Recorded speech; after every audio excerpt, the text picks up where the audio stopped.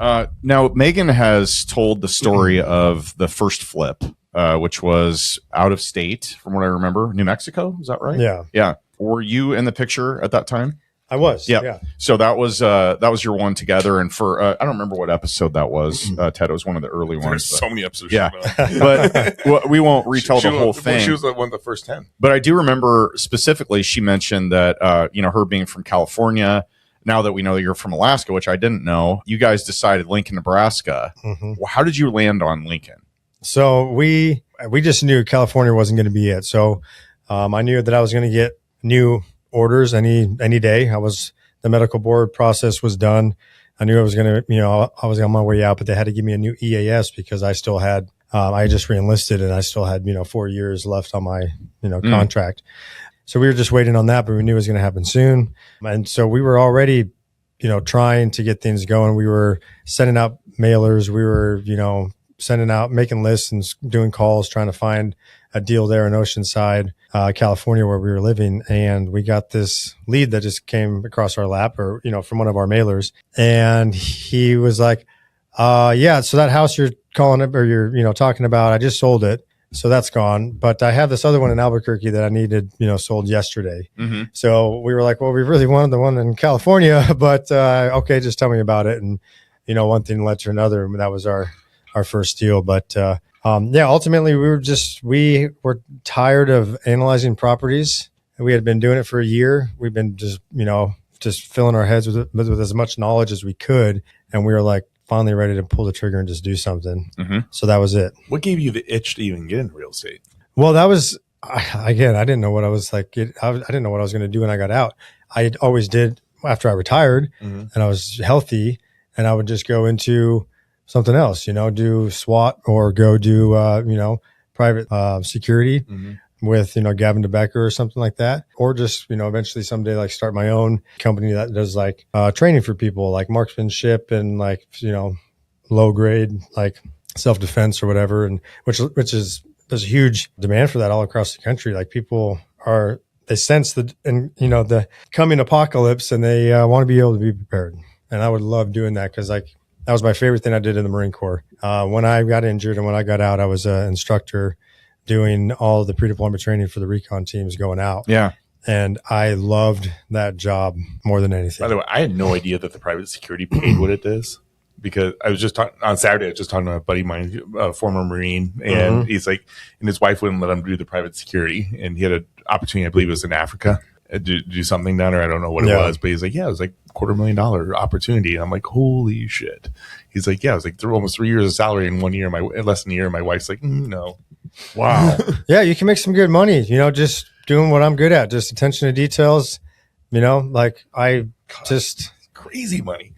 People like to walk and talk. I like to walk and not talk. And I'm just picking up all the details and knowing where everybody's at and knowing all that stuff. That's just how my brain works. And so like I'm more like introverted because of that. I like smaller, more intimate settings of friends, not like big, huge things. Cause then I'm like, I can't have conversations with this person that's right in front of me because like, hold on.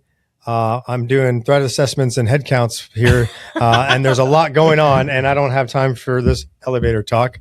Thank you very much. And so I come across, as like standoffish to a lot of people, but really, I actually just had to get this shirt for myself. That said, I'm nicer than my face looks because it's true. Like I'm very nice. I'm a very kind, genuine person, and generous and like all that. But I just, I don't trust most people. And I'm always scanning and downloading data. Yeah. So like I thought I can go do that and just get paid pretty good for it. So back to the original question, was it you or Megan that wanted to get in real estate and what put that idea in your mind? Megan's the one that did it. So her grandparents owned real estate. And all she knew is that they like never worked and always had money and we're always sending birthday checks, and all that kind of stuff. So got you excited. Yeah. And she never even like had any, meaningful conversations with them about it up to that point. She just knew that it was real estate. She had asked them at one point and they said real estate. Mm-hmm. So yeah, around that time we saw like a Robert Kiyosaki ad for like a little seminar. We go to that, we get sold on that for the 3-day one. And then we're like, let's just do it. How much was that? It was for the 3-day, sales fest. Yeah. It was like $300. Oh. The first one was like, I don't know, $20, for like the 1 day. So it was like, I don't know, $20, go get sold on the $300 one, go get sold for the $26,000. Yeah. Course that we There it did. is. Yeah. Yeah. And we did it. Yeah. We did it. It was like, we learned just enough to get into trouble. And yeah, we didn't need it, but it was enough to at least, since we didn't know how to get that kind of education for free, like we know how to now. And like, like the RIA here, and like getting people together and like being able to learn and make those, those partnerships and things more naturally is way better. But we didn't know that at the time. So even though we didn't learn a ton and just got kind of more confused than anything doing the Rich Dad, Poor Dad, or the Rich Dad education thing, we were more financially incentivized to at least figure it out. Because you had investment in it. I had investment in it. So now I just tell people like, honestly, that was just our tuition. Mm-hmm.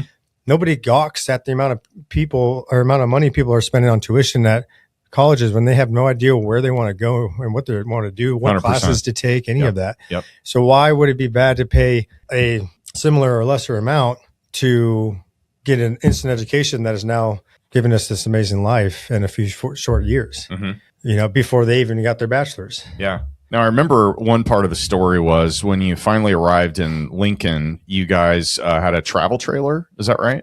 Yeah. And you pretty much camped out at your projects. Yeah. What was that like? Well, it was pretty fun, honestly. Well, you're from Alaska. What was it like for Megan? Megan did. What is this fresh She hell? did. She did well. She did well considering. Yeah, we had no way that we knew of immediately of how we were going to increase income. Mhm. We read Rich Dad Poor Dad, and it was like, how do you get out of the rat race? You increase passive income or decrease expenses. Mhm. I was getting out. The only thing I could use was VA disability. That was our income. That was it. That was fixed. So that can't change right now. And we're moving halfway across the country.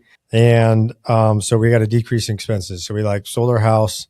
We sold everything we owned, sold the vehicles, and bought a used F-250 and a 30-foot travel trailer and packed everything into that. And we went to Lincoln. So to answer your question earlier too, we didn't know where we were going. We were just looking at markets in the Midwest, trying to find, a place where the numbers worked, where we could start with the limited, capital we had on hand, and just make this work. Cause it was we were fixed income and we had a fixed a little amount to start with. And so we were we got to figure this out, go somewhere cheap, but somewhere safe, but, with the growing market, schools, universities, whatever, all that stuff. So it was hard to find. And then one of our friends, Wade, do you know Wade Bartles? I know that name. I don't. Yeah. I don't think I know him personally. Well, he was stationed on Pendleton. He was in the Marines around the same time I was, but we went to the same church just outside of the base there. So we met him that way, a couple of years before, I got out. And he did 4 years and got out, and then he moved back to Lincoln, where he's from. So when he moved back, his wife became an agent and she started selling real estate. And so she called us around that time when we were trying to figure out where are we moving to? Because we can't stay here. You can't afford it. Once I lose my income and all we have is my VA disability, and Megan, just had Harper. And so she wasn't working at the time. And Jesus, a lot of stress. yeah, so we're out of here. But they called us and they're like, oh, Lincoln's the place. You should come check it out. So we came and visited September of 2017. Beautiful, warm, Good weather. beautiful week. Yeah, the best.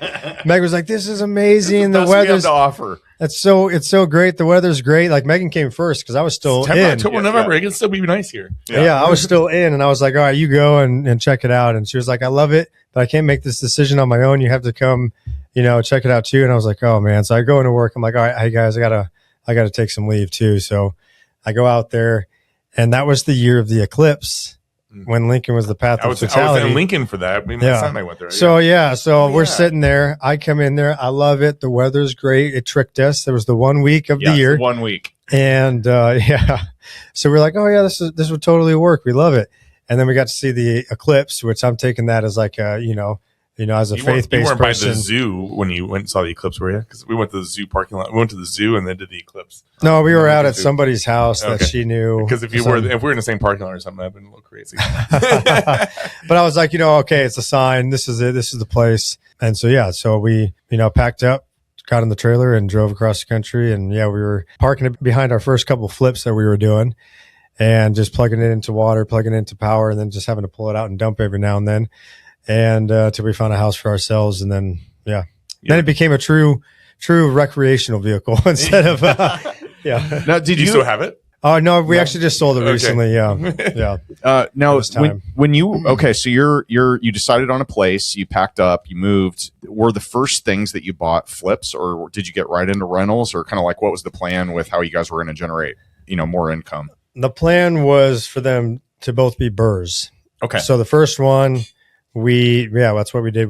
We birded out. We got all but like I think $5,000 of our money back. Mhm. And then we got to rent it up. And then we moved over to the next property. And the plan was to burr that one as well. But then we kind of got a little tight on cash and we decided just to sell it. And so that became our first flip. And it did pretty well. And then ever since then, it was just a matter of what is the property? What is its potential? Run the numbers. Does it make more sense? Can we burr it out, get our money back out and cash flow? Or no, we don't have that much margin, but we could, make some money flipping it and we just flip it. yeah. So Is that all the Kiyosaki training that you're using at that point, or were you guys like doing bigger pockets, or like where are you guys taking? that was just us figuring it out. Like I said, we learned too many things about too many things. Yeah. So you're like, at any one thing, you're just like, potatoes. Like it doesn't, there's nothing there. So it's like we learned the lingo. We learned to get outside of our comfort zone. We learned to take some risks. And then we became financially invested to like figure this out. And so when we moved here, Megan put a post on like the Bigger Pockets, like forums, and was like, hey, anybody that's on here that is like actually doing any investing that lives in Lincoln, like we're looking at this, property here. Just wanted to see somebody's thoughts. And Josh Nix Oh was yeah. the first one to pipe up. So the first person that we met in Lincoln was Josh Nix. And so I haven't seen or talked to him in so long. yeah.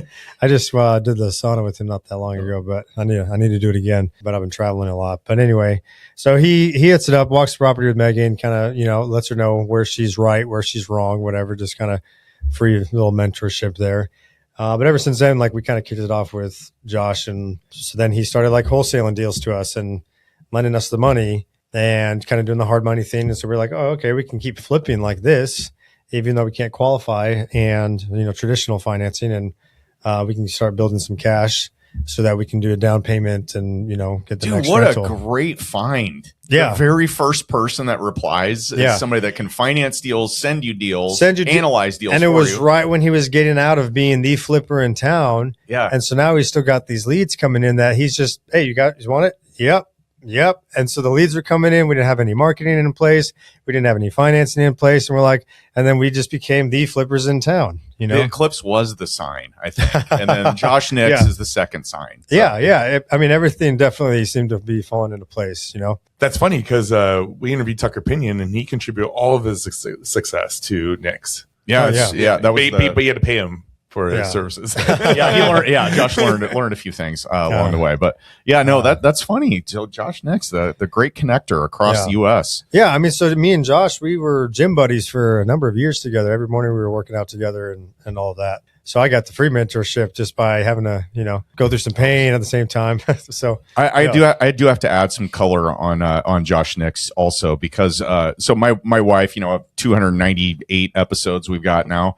The only episode that she's ever watched, only because I had it up on like my tablet or laptop or something, and Josh is a pretty good looking dude, and he's ripped. yeah. And Jen's like, well, who's that? Who are you interviewing? And so she lets know a little bit. Guys like this all the time. I know. So I'd be hanging out at the office more often. And like, So do you need that- lunch? Jessica take his shirt off and then pose for the, yeah, for the and cover. then of the I think the next, she's like, well, who's on this week? And it's some probably like crusty old dude or whatever. And she's like, all right, I'm out.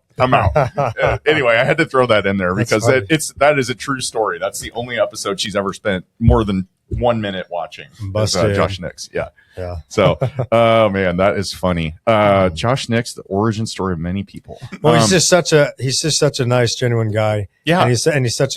Hey guys, this is Ted with the Cash and Dash Show. Please like and subscribe to our podcast. I gotta get back to this Rio group. Everybody say hi. Yeah.